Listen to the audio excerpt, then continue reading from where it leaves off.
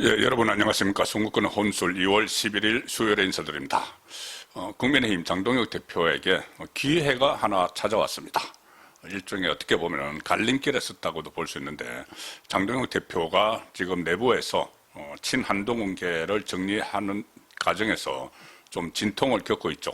그리고 대여투쟁, 이재명 정권과의 투쟁에서도 8일 동안 단식을 했는데 사실상 건진 것은, 현실적으로 건진 것은 없습니다. 물론 박근혜 전 대통령이 찾아가서 보수가 통합하는, 단결하는 그런 상징적인 모습은 보여줬지만 실질적으로 얻어낸 것은 없죠. 자, 그런데 내일 이재명과 같이 회동을 합니다. 그 민주당 정청래 또 같이 참석을 하는 3자 회동을 하는데, 이재명 입장에서는 이런 자리를 마련한 것이 지금 여권의 분란, 이 통합무산, 조국 당과의 통합무산, 그리고 간세 협상이 다시 원점으로 돌아가는 미국과의 간세 협상. 자, 그런 부분들 때문에 뭔가 국면 전환을 하기 위해서 여야 대표와 만나서 국정 현안을 논의하자 이렇게 됐는데, 장동혁 대표도 그 전에는 영수회담을 계속 요구를 했지만 그걸 듣지 않으니까 일단 또 정청래와 같이 만나는 이 모습이, 이 자리가 모습은 좀 매끄럽지 못해도 그 자리가 상당히 저는 의미가 있다고 봅니다. 왜냐하면은 장동혁 대표가 여러 가지 요구를 할 것이 있는데, 거기서 이재명과 단둘이 만나서 하면 이재명이 그것은 국회 문제니까, 가령 특검이나 국정조사 같은 거 국회 차원에서 논의를 하라 이렇게 빠져나가게 되는데, 정청래가 같이 있으면은 그 자리에서 몰아붙일 수가 있는 것이죠. 자, 그래서 내일 그 회동이 장동혁 대표 입장에서는 하나의 갈림길이 된다. 본인의 리더십, 대여 투쟁력을 보여줄 수 있는 또 기회도 된다. 자, 그렇게 판단이 됩니다. 오늘 그 강훈식 비서실장이 춘초관에서 브리핑을 했는데, 이재명이 내일 청와대에서 여야 양당 당대표를 초청해서 오찬을 겸한 회동을 한다. 자, 여야 양당, 그러니까 교섭단체 기준 20석 이상 되는 거죠. 조국당은 여기서 빠지죠. 조국당을 여기서 끼울 수가 없죠. 지금 합당이 무산되면서 그거 난리가 났는데, 이준석도 빠지고 다 빠집니다. 그래서 3자 회동인데, 강훈식은 이번 회동은 민생 회복, 국정 안정을 위한 초당적 협력 방안을 논의하는 자리다. 이렇게 이야기하지만은, 초당적 국정 협력, 거기에 대해서 완전히 협력 안 하겠다 할 수는 없죠. 그렇지만 다만, 야당을 국정 운영의 파트너로서 인정해주는 조건에서 그런 이야기를 해야 되는 겁니다. 그리고 강훈식은 의제에 제한을 두지 않고 국정 전반에 대한 허심탄회한 의견 교환이 이뤄질 예정이다. 그 했습니다. 의제에 제한을 안 둔다. 그러면은 야당 입장에서 여러 가지 요구를 하고 또 고칠 것은 고치라고 다 거치고 할 수 있는 그런 자리가 되는 것이죠. 지금 장동혁 대표가 내일 당장 요구를 할 수 있는 사안들이 몇 가지가 있습니다. 가장 먼저 떠오르는 것은 바로 8일 동안 단식을 했었던 쌍특검이죠. 쌍특검. 통일교 게이트 특검. 그리고 또 하나는 공천뇌물 특검. 공천뇌물 스캔들. 지금 통일교와 관련해서 경찰 수사가 제대로 진전이 되지 않고 있기 때문에 이 문제를, 특검을 다시 강하게 요구를 해야 되고, 그 자리에 정청래도 있으니까 강하게 요구를 해야 되고, 신천지 특검도 신천지 특검 별개로 하자는 입장을 그대로 견지를 해야 됩니다.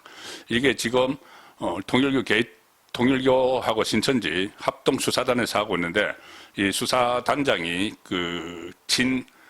좌파 성향의 김태훈 검사장이, 고검장이 하고 있기 때문에 제대로 수사가 안 된다는 말이 많습니다. 그래서 이거 특검을 해야 되고, 특히 공천 뇌물 게이트, 이것은 김경, 강선우 구속영장이 청구가 되고, 또 김병기 곧 소환이 되죠. 그러면 이것이 그 양쪽 스캔들이, 의혹들이 전부 다 이재명 대표 시절의 민주당 지도부를 향하고 있습니다. 자, 그래서 그때 이재명은 대표였지만 지금 집권자고, 그 밑에 또 수석 최고위원 정청래는 당 대표고 하니까는 그 수사를 경찰에서 할 수가 없는 거죠, 사실상. 그래서 특검을 해야 된다는 입장을 분명히 해서 뭔가 이 긍정적인 대답을 이끌어내야 되고, 그러니까 긍정적인 대답을 하지 않더라도 민심을 움직일 수 있는 그런 강한 요구를 해야 됩니다. 그리고 이 국정조사 있죠. 지난번에 민주당이 먼저 요구를 했다가 실거머리 철회한 대장동 민간업자들 항소 포기, 그래서 기소를 조작했다 이래서 국정조사 하자 민주당이 나왔다가 국민의힘이 그래 하자 하고 나서니까 슬그머니 철회해버렸죠. 그 국정조사 반드시 해야 됩니다. 대장동 민간업자들을 왜 항소 포기를 해서 천문학적인 돈 방석에 앉혔느냐. 자, 그것이 나중에 이재명 재판에 결국 다 유리한 결과를 가져가기 위한 것 아니냐. 또는 김만배나 남욱의 입을 막기 위한 것 아니냐. 자, 그런 부분까지 다 따지려면은 국정조사를 반드시 해야 되죠. 그래서 쌍특검과 그 대장동 민간업자 국정조사를 분명히 요구를 해야 되는 것이고, 또 이 내란몰이, 소위 말하는 이 내란 2차 특검, 이것을 또 출범시켰는데, 내란몰이 또 전 부처에 뭐 TF를 만든 거, 이런 부분도 분명히 지적을 해야 됩니다. 최근에 김건희 특검에서 기소한 사건들이 계속 무죄 나오고, 또 그 공소기각이 나오는데 다시 엄청난 국민 혈세를 들여서 또 2차 내란몰이 특검을 하겠다고 하니 그 부분에 대한 민심도 분명히 전달을 해야 됩니다. 그리고 또 있죠. 지금 민주당에서 70명의 의원들이 모여가지고 무슨 이재명 공소 취소를 위한 의원 모임, 릴레이 기자회견을 한다. 전국을 다니면서. 그래서 이재명의 범죄 혐의, 중단된 재판을 다 없애려고 시도를 하는데, 그러면서 그 민주당에서 공소 취소를 하기 위해서 국정조사 하자 이렇게 또 이야기를 합니다. 그런데 실제로 국정조사 하자고 그러면 또 빠져나가겠죠. 왜냐하면은 이재명 국정조사가 돼버리니까. 자, 그런데 이 부분도 국민의힘이 적극적으로 다시 역공을 취해서 공소 취소를 하려거든 국정조사를 먼저 하자는 이야기를 분명히 해야 됩니다. 그리고 이재명의 중단된 재판 5개도 국정조사 결과 공소 취소 거리가 아니고 검찰이 기소 조작을 하지 않았다는 것이 드러나면 재판도 받아야 된다. 분명히 재판 받아야 되죠. 자, 그리고 국정조사 할 때 이재명을 수사했던 검사 전부 다 불러야 된다. 징계당했던 검사, 자천됐던 검사들. 자, 그런 문제들도 분명히 논의 테이블에 올려야 되고, 이재명에게 따질 게 굉장히 많습니다. 지금 부동산 대책 본인의 SNS를 가지고 처음에는 아무 대책도 없다고 했다가 지금은 이런저런 어떤 숙성되지도 않은 그런 방안들을 막 쏟아내고 있는 데 대한 문제점도 지적을 해야 됩니다.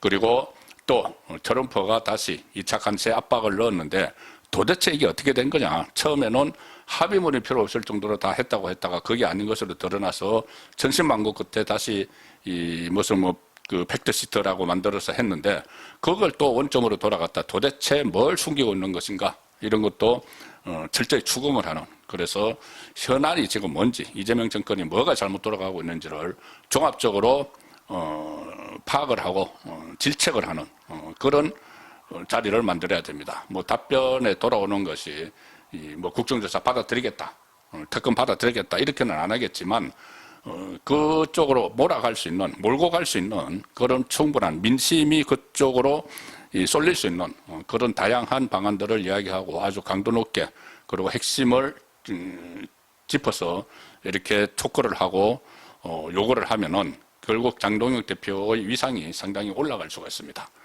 대내에서 그렇게 별로 시비를 걸지 못할 정도로 만들 수가 있고 민주당에서도 좀 두려워하는 그런 투쟁력을 과시할 수 있는 저러의 기회가 왔다.